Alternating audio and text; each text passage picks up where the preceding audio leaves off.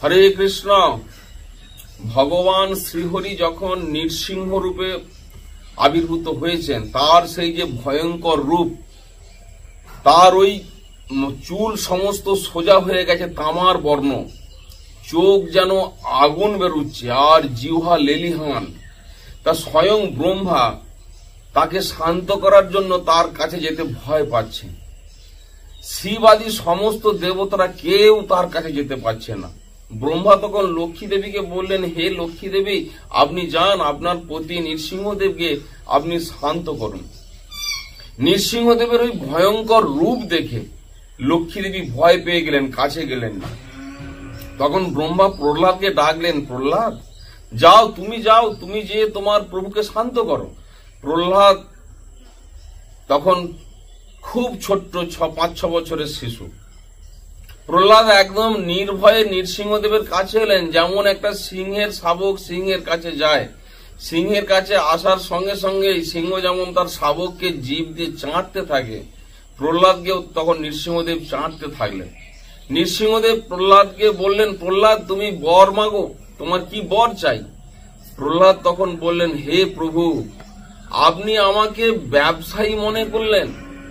ব্যবসাদার যেমন তার লাভের জন্য ব্যবসা করে, আমি আপনার নাম করেছি কোনো কামনা নিয়ে নয়, আমি কিছুই চাই না। তো দুটো কথা আমি আপনাকে জিজ্ঞাসা করতে চাই। আমার প্রথম কথা, আমি কি এমন সুকৃতি করেছি, কি এমন পুণ্যকর্ম করেছি যে আপনি আমাকে ওই ভয়ঙ্কর অসুরের হাত থেকে রক্ষা করলেন? আমার দ্বিতীয় প্রশ্ন, যে আপনি তো শ্রীহরি, মঙ্গলময়, আনন্দময়, আপনি কেন এই ভয়ঙ্কর রূপ ধারণ করে জগতে এলেন? এ কথা আপনি আমাকে বলুন। নৃসিংহদেব প্রহ্লাদ মহারাজকে তার কোলে বসালেন, বসিয়ে বলছে, প্রহ্লাদ তুমি তোমার আগের জীবনে ছিলে বসু শর্মার পুত্র বসুদেব। ওই বসু শর্মার 5টা পুত্র ছিল, তার মধ্যে তুমি সর্বকনিষ্ঠ।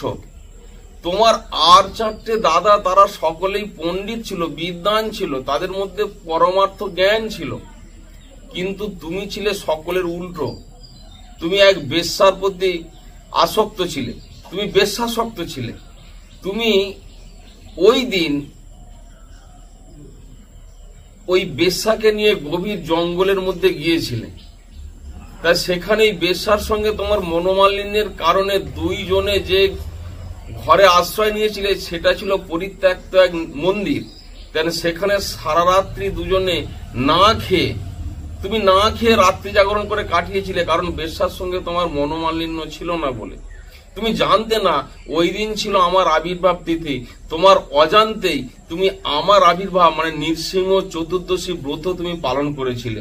এই সুকৃতির প্রভাবে তুমি এই জীবনে আমার ভক্ত শ্রেষ্ঠ প্রহ্লাদ রূপে আবির্ভূত হয়েছ। তাই কেউ যদি তার অজান্তেও আমার এই চতুর্দশী ব্রত, নৃসিংহ চতুর্দশী ব্রত পালন করে, সে মহান ভক্ত রূপে জগতে খ্যাত হয়। আর আমি কেন এইরকম রূপে আবির্ভূত হয়েছি জানো? তোমার যে পিতা হিরণ্যকশিপু 60,000 বছর তপস্যা করেছিল, 60,000 বছর। 60,000 বছর তপস্যা করে আমার প্রিয় ভক্ত ব্রহ্মার কাছ থেকে অমরত্ব বর চেয়েছিল, কিন্তু ব্রহ্মা তো নিজেই অমর নয়, তাকে অমরত্ব বর দেবে কি করে? তখন কৌশলে অমর হতে চেয়েছিল তোমার পিতা।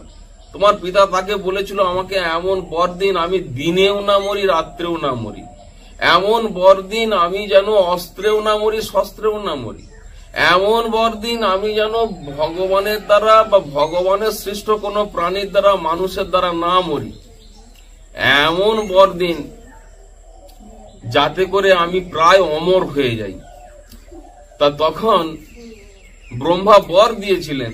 তা সেই ব্রহ্মার কথা রক্ষা করার জন্য আমি ভগবান এবং ভগবানের সৃষ্ট কোনো রূপ নয়, অভিনব রূপ, অর্ধেকটা মানুষ অর্ধেকটা সিংহের রূপ ধারণ করে, ঘরেও না বাইরেও না, চৌকাঠে বসে, দিনেও না রাত্রেও না, গোধূলি সময়, অস্ত্র শস্ত্রে না, আমার নখ দ্বারা আমি তার হৃদয় বিদীর্ণ করে তাকে সংহার করেছি। তাই হে প্রহ্লাদ, যে অজান্তেও আমার এই চতুর্দশী ব্রত পালন করবে, তার সর্বার্থ সিদ্ধি হবে। এই ব্রতের নিয়ম খুবই সহজ। সন্ধ্যা পর্যন্ত উপবাস, সন্ধ্যার পর আমার অভিষেক আদি করে একাদশীতে যেমন অনুকল্প প্রসাদ পাই, এরকম অনুকল্প প্রসাদ, আর সারা রাত্রি জাগরণ করে আমার মহিমা বা হরিনাম সংকীর্তন করার মাধ্যমেই শ্রেষ্ঠ ভক্তি লাভ করা যায়। হরে কৃষ্ণ।